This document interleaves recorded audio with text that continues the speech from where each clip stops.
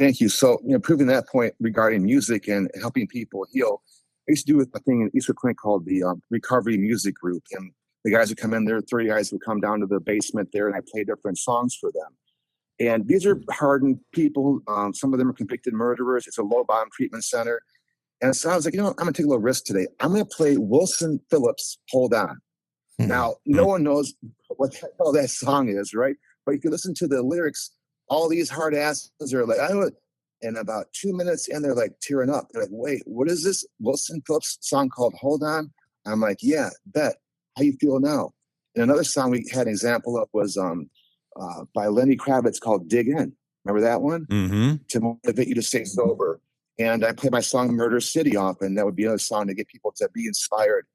And just listening to the songs in a group setting and then talking about what it means to you was very healing and very therapeutic. And that was one of the other angles that I used. And then the other song by Thin Lizzy called Fight My Way Back. There's some example songs that, will get people inspired to kind of, fight and fight again. Christina Aguilera, song Fighter. Use your open mind. Wow, that could be about addiction and getting sober. I mean, these things mean what you want them to mean in a positive way. Yeah. There's been some artists that glorified the drug culture to me, and then they got sober, and then they made music. Aerosmith's one, Elton John's another, Eminem's another. Yep. And Jelly Roll. But Eminem really, his recovery album and some of the words, and then Elton John too. Those two guys, and I because I have so much head trash going on some days, I don't even listen to music. And then, right, when you can actually hear a song and listen to it clearly in your head and you're enjoying it, it's like it's like the sun just came out, man. And then you hear the lyrics and you can absorb some of the energy and pain that those guys were going through. It's cool, man. It's deep. One thing that we mentioned on this show multiple times is that, you find out that being sober is kind of a life hack. Like nobody tells you that, man, being sober, you feel great. You have a great outlook. Yeah. Things are positive. You can actually see positivity in the world when your mind is not clouded and your brain is not fucked up. So, it's something that it takes some time to get to if you're lost and in that world. And, we're just trying to tell you to come on out, find your way to the sun. That's not the way to go. Sobriety is the way to go. The message is different for sure. I'm sorry, Raj, but the message that that we've been talking about and the culture of it, but it's not as prevalent in today's culture. No. I did a TED Talk at U of M in front of a whole bunch of people, right? So before my TED Talk, I'm backstage. All these people getting ready to do their TED Talks as well. So I got my headphones on and I played by the Beatles, Here Comes the Sun, endlessly for an hour, okay? For an entire hour. I pop up on stage proving your point, and guess what? I felt like here comes the sun. Here we go. Let's talk about addiction. Let's turn this thing around. And so I even got myself motivated. Another example, this is kind of cheesy, but I still love it. The theme from Rocky 1, okay? If you're having a bad effing day, you get out your option to play, and you put on Rocky 1's theme, blast that, and see you don't feel inspired to leave the house and do something good. Yeah, right. I'm running up the stairs right now. Come back. Right? Very underrated. Rocky 1. You also have Eye of the Tiger to get you out to a meeting, right? Sure. Yeah. How about Wham! Wake Me Up Before You Go? That's. I'm not sure about that one. I used to wake my wife up to that. She's got so annoyed. But yeah, I wonder why. It's a very positive song, though, by the way. It is. So Raj, back in your when you were younger, was there a time that you realized that you might have a problem before you got sober the first time? Was there some sort of thing that happened, or was there a bottom that brought you to the program? That's a very good question. My addiction wasn't the typical. I crashed and burned very, very fast, and I've overdosed 24 times to the hospital. So I really didn't care about living, but I was, about dying, but I was scared to live. And so having had all those overdoses, I got significant PTSD from that as well.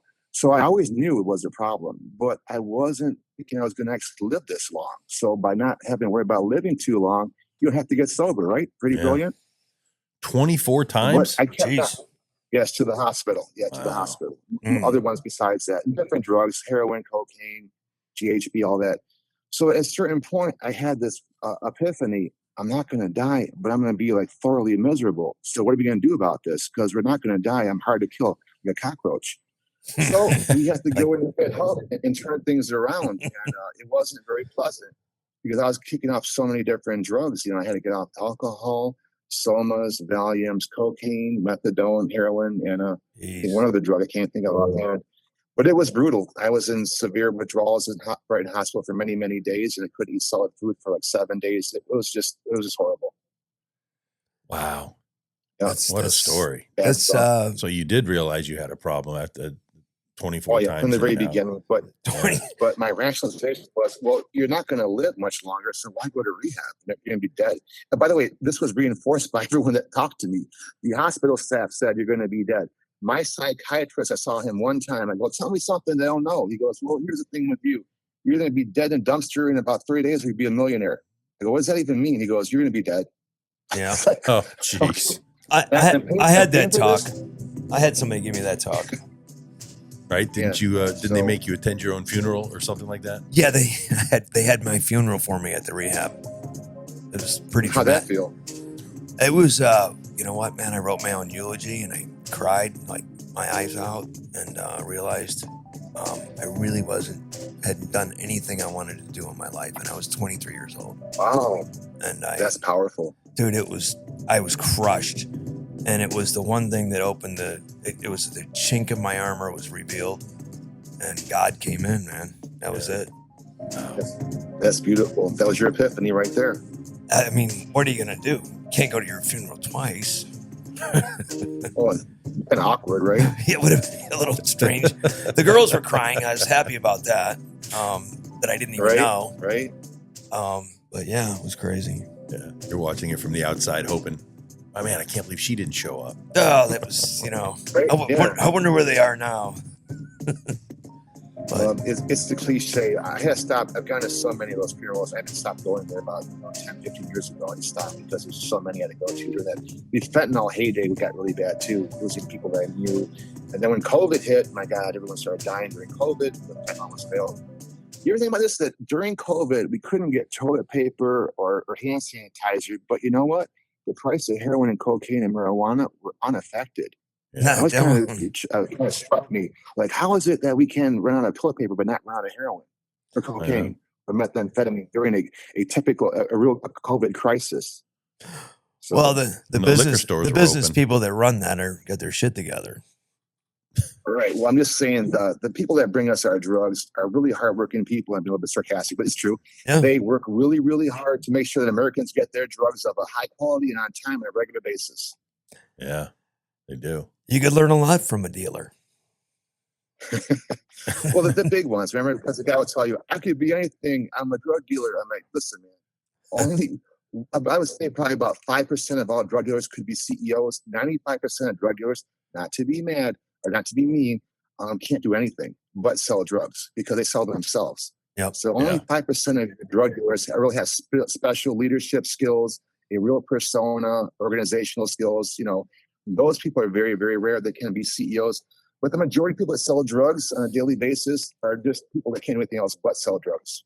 You know what, bro? You've been on the front line, though. I know, kind of like I grew up just outside of Detroit, and but just I've always loved being from there, and I know that it's that's the front line for sure. Yeah, have you been there your whole life, Raj? No, I was in Detroit. I grew up in the suburbs. Well, yeah, I was always south of 8 Mile. I had one rule. I told myself if I ever sleep in Detroit, I'll never get out alive. So I had this one little rule. I always came back to the suburbs whenever possible. I felt that if I stayed in Detroit too long, I would never get out. Yeah. I think my dad made a decision to get his family out of Detroit, we're in suburbs. So if you move away from there, you'll say you're from Detroit. So it's just how it goes. Yeah. But I grew up in Rochester and Birmingham. That doesn't give any cred, but it is what it is. Yeah. And so remember, we have a different Detroit right now. I love how much better it is, how much it's changed dramatically. But you talking about Detroit being dangerous. I really feel that the dangerous Detroit was during the riots, but after that, it was the 80s. The crack era of Detroit was the most dangerous era. Oh, my God. And that was during that. Go ahead. My brothers were totally shot out with drugs by, you know, at a very young age. My dad just trying to grab us and moved us to Florida, thinking that would help things. Yeah. We just moved closer to the Right. source. We did. There you go. So Right. it didn't help much, but it was the thinking that, you know, people of that era, you know, geographic cure. But we brought Yeah. ourselves with us, and so there you go. Yeah, you can't run from yourself. That's for No. sure. So Raj, Yeah. we're after we're done talking at the end of the show, we're going to play your new song "Murder City," which I think is a fantastic Okay. song. Is there anything else you got going on right now that you want to mention? No, just we got a channel called Ask the Therapist. Raj Mehta has all of my educational videos on there for free. Got my TED Talk there, just all kinds of stuff. We cover things from Stockholm syndrome to the disease model of addiction to addiction. I got a whole bunch of educational videos with all kinds of topics. They're all available for free, and want to make the world a better place by having some good crime out there. That's the main focus right now. Good videos, good fun, and a little bit of music. Gotcha. What was that website address again? So it's me, Ask the Therapist with Raj Mehta. Okay, nice. It's on Ask the YouTube. Therapist with Raj. Yeah, Mehta I'm gonna on YouTube. capture all that stuff, Raj, and I'm gonna put it on the social post No that we problem. do. Yeah, I got that. Yeah. I love doing that, by the way, Yeah. because we're helping each other here, and Yeah, absolutely. you know, and I like getting the message out, especially when the message is strong. Yeah, You real know. strong. Yeah, We got to absolutely. some base roots of this today, you know, like subliminal rock and rollers messing with our direction in life, Yeah. you know. Yeah. And also, in talking about genres, for example, when you get sober, not having the open mind, right? And so I began listening to other kinds of music, for example, mantras, Native American drum healing circle music. And I find that really inspiring and very healing. So don't limit us to just pop music, right? We want to get there at a deeper level. Study what other cultures do to heal musically. I think that's very effective. Yeah. I think that's brilliant. I been recently afforded the opportunity to do more traveling and international, and man, I tell you, some of that music over in Scotland and just some of their cultural stuff, it's very positive energy, and the bagpipes, man, are crazy. They're cool. Yeah. I mean, I would never, you know, think of that would be so cool, but when you watch them and you realize, you know, it looks kind of weird, but man, when you watch the guy, that's a lot of courage, man. I don't know that could go Yeah. down in my neighborhood when I grew up, but this guy's walking Right. around doing that like as a man. You know what I mean? Like, it was cool. Right. So recovery is an active change. So we have what's called recovery beyond just abstinence from alcohol and drugs, right? And if you really have an open mind, you're going to look at those perspectives, you know, listening to things you never listened to ever before, and having the idea that, well, why is this so important to this culture? And how can it help me be a better person or learn more about their culture? The quote from Herbert Spencer, contempt prior to investigation, man. Open up that mind. Nice. Yeah. You know, It's funny that you should bring that up, because on the show Sober Shenanigans, we like to do a celebrity quote on every show that pertains to sobriety. And with the music, Nice. with the music topic for today, I did happen to choose Elton John, and Elton John was quoted as saying, "The music business definitely accelerated my drug and alcohol addictions. I survived 3 overdoses somehow. Today, I am truly a blessed man. If I hadn't finally taken the big step of asking for help 30 years ago, I would definitely be dead. So thank you from the bottom of my heart to all the people who have inspired and supported me and helped me stay sober along the way." Elton John. Sweet. That's beautiful. Yeah. Yeah, we like to try to find That's profound. you know, that it's sober has kind of come into being chic lately. Yes, So much that's true. so It's is that positive. this year's winner of The Voice is out and sober. And I think we're going to get him on here in a couple of weeks. But so the sober lifestyle, you see it creeping into shows, you see it creeping into movies, and I love it. I mean, I'm relatively new. I'm just under 3 years of being sober, so I'm lucky. That's great, man. I'm lucky that it's out there. Like, I don't have to, I don't really care what other people think of me anyway, but it's not something I have to keep quiet. I can talk about it openly because people are seeing and understanding the benefits of it.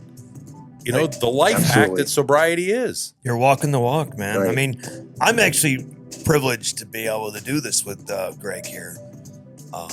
Right. I feel honored to be a part of his journey, actually, and then really anybody's journey that I get to watch.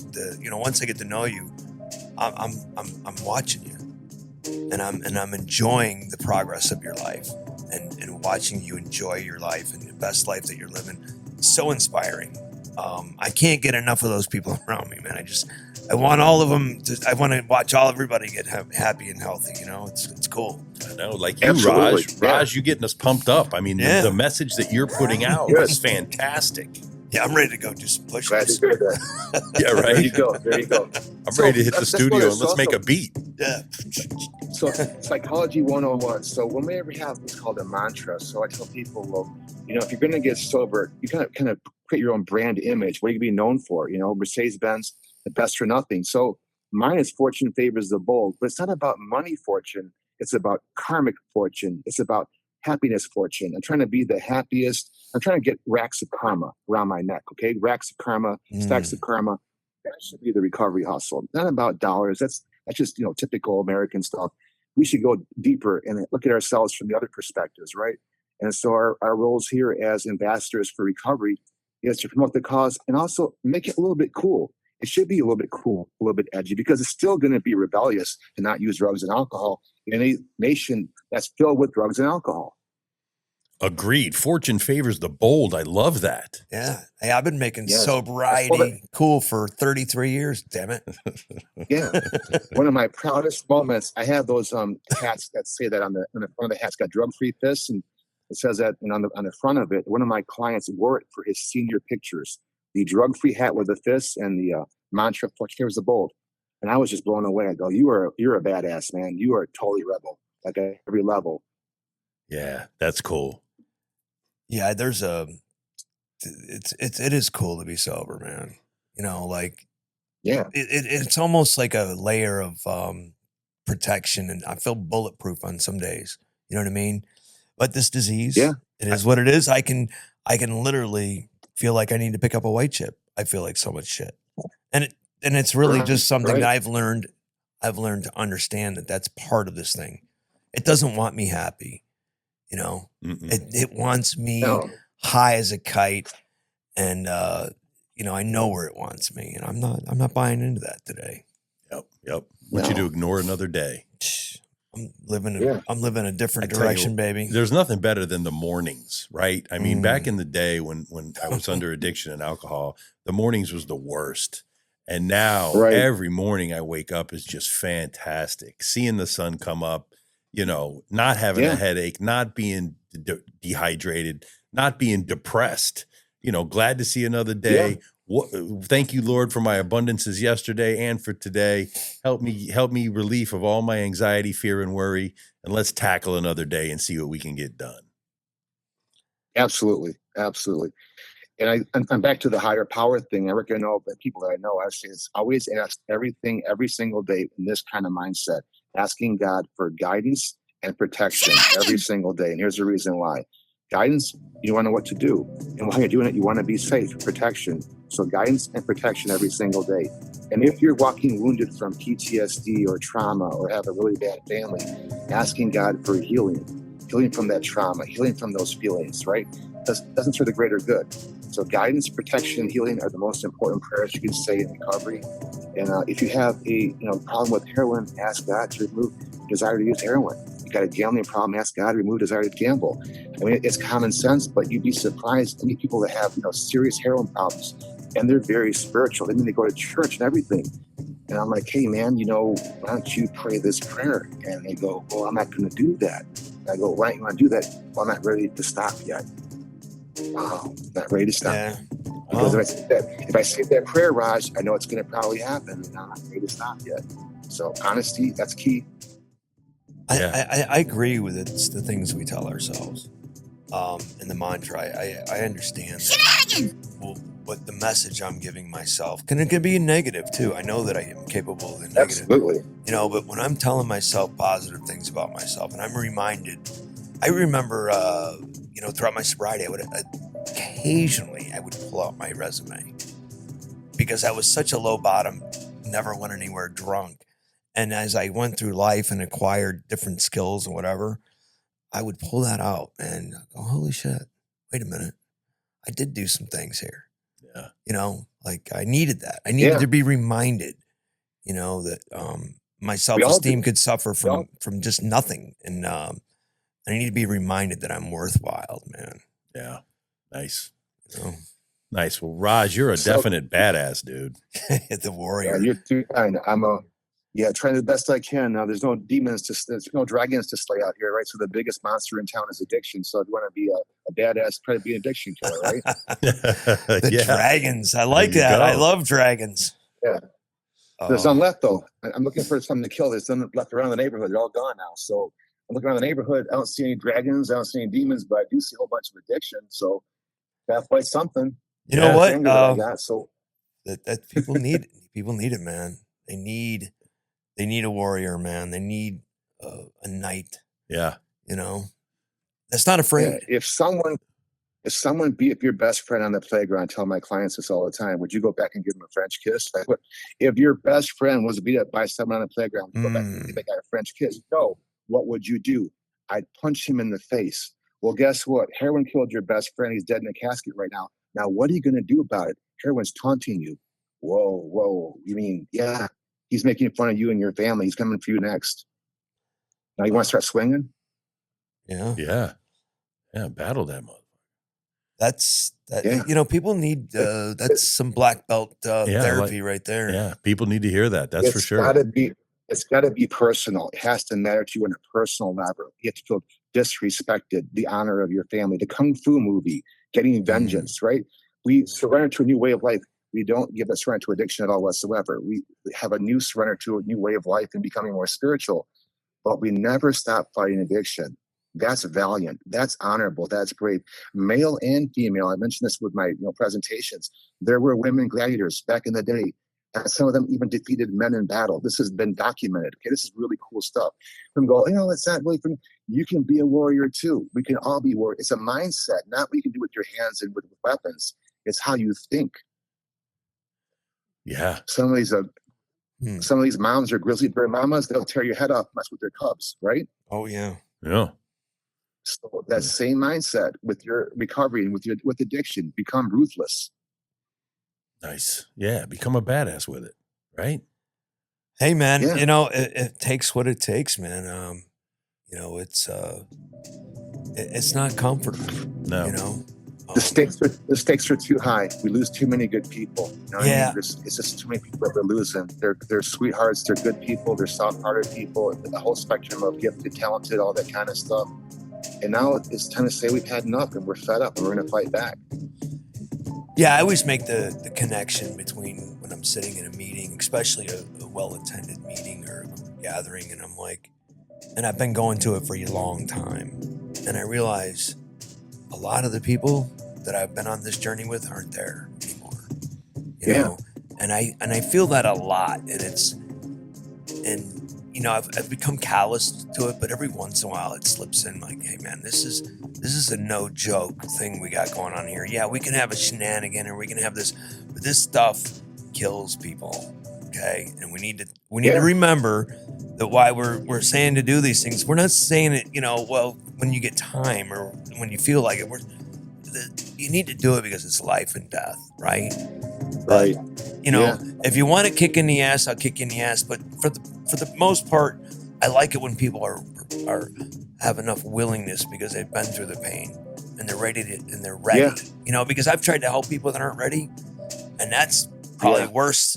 I like them to be really ready when I get a hold of them. Yeah, absolutely. I know you do too because you're a therapist. Yeah, right. Yeah. So here's an important story. One of my dear friends I sponsored before I was a therapist named Tom Schaefer, and he died from using alcohol and destroying his liver and his kidneys. I was at Beaumont Hospital. He was in hospice from hardcore alcohol abuse, and he was dying in the bed. And he had his siblings were there. There was 5 sisters that were there, and everyone's crying. And the therapist comes in from the hospital. Social worker comes in. She goes, "You guys are all going to be traumatized by Tom passing. He's probably going to pass in the next 24 hours."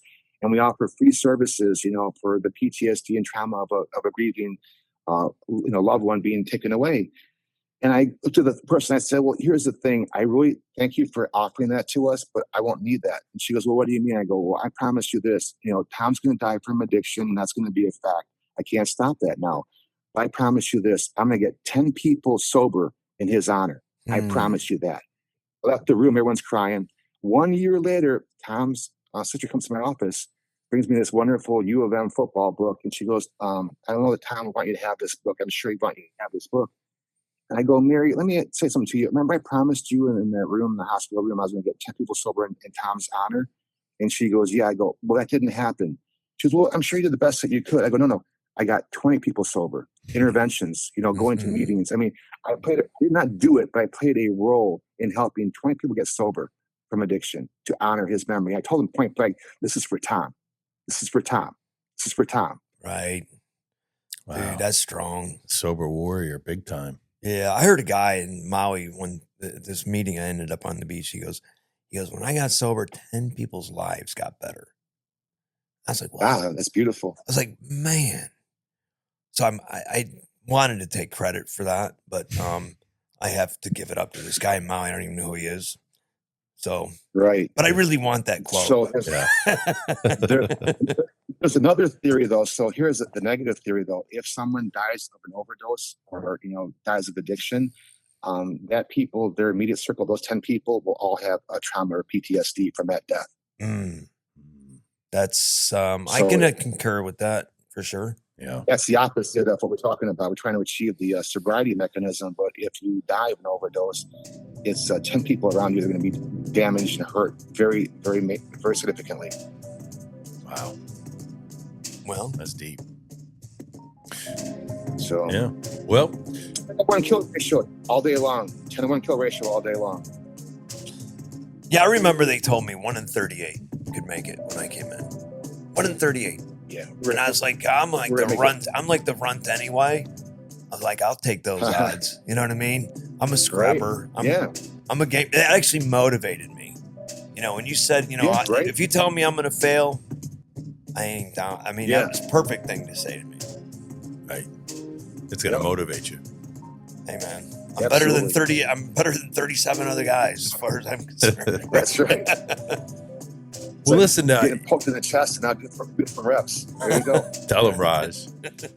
So if you're having a tough time quitting, whatever it is that you need to quit, you're not alone. There's apps and numbers and groups in your town, or you can call us if you want. Leave us a message, 727-294-4933. Hit us up on Facebook. Taking the first step into a room or a chat or a group with people trying to get better just like you will be the best day of your life. Raj, thank you so much for joining us today. Is there some final point that you'd like to leave us with? It's an honor to be here, and obviously let's turn this around and let's be the message, and let's be those people that we want us to be. I mean, we have to fight for the tribe. This is a tribe that's walking wounded. Let's help everybody heal, and let's promote the idea that you can get sober, you can stay sober, and it's actually a beautiful thing. Sweet. Primo, you got anything you want to add to that for your final point Final of the word, day? man. I don't know, bro. That was that's a lot. That was strong. Said, yeah. I humbly am grateful for everything that's in my life, and I can't wait to take some of this energy after I do a few push-ups and go out there and try to help a couple other people. Man, that's where I'm at. Nice. Yeah. All right. Well, thanks for listening. Go ahead, Raj. The song says F addiction. Right, F addiction, and hang on, because after we finish our tagline, we're going to play the song "Murder City" by Raj Mehta, and we also do our yes, of course. So, thanks for listening to Sober Shenanigans, real talk and real recovery. Worry, anxiety, and fear—it's all up in your head here. So give yourself a break. You're enough, and you're doing great. I'm Stoff, and he's Primo, and remember, no drinks today. So we're still on, Raj, but that's how we finish. We're all in the same boat, fellas. But our shenanigans are cheeky and fun. Yeah, I mean, his shenanigans are cruel and tragic. Which makes them not shenanigans at all, really. Evil shenanigans. I swear to God, I'll pistol whip the next guy that says shenanigans. Shenanigans!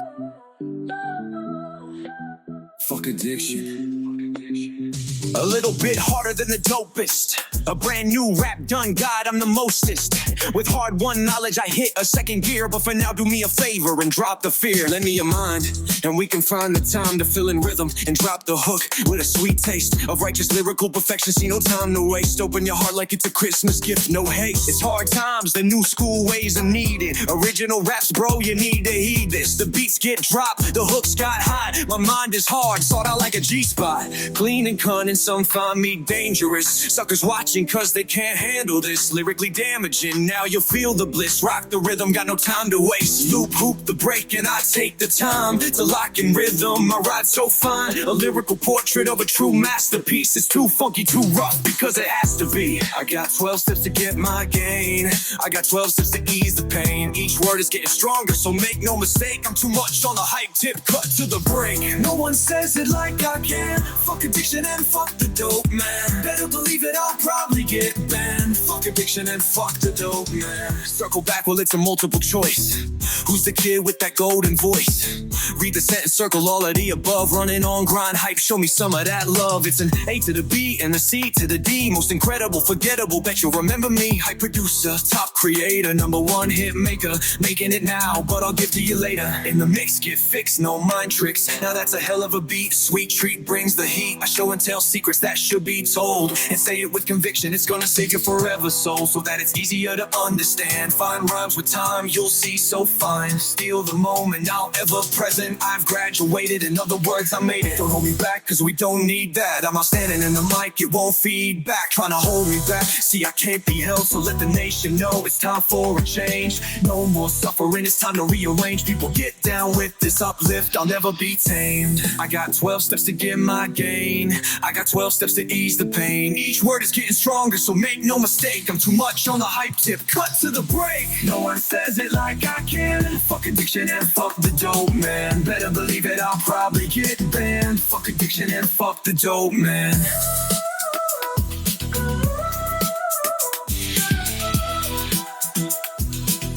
Fuck addiction and fuck the dope, man.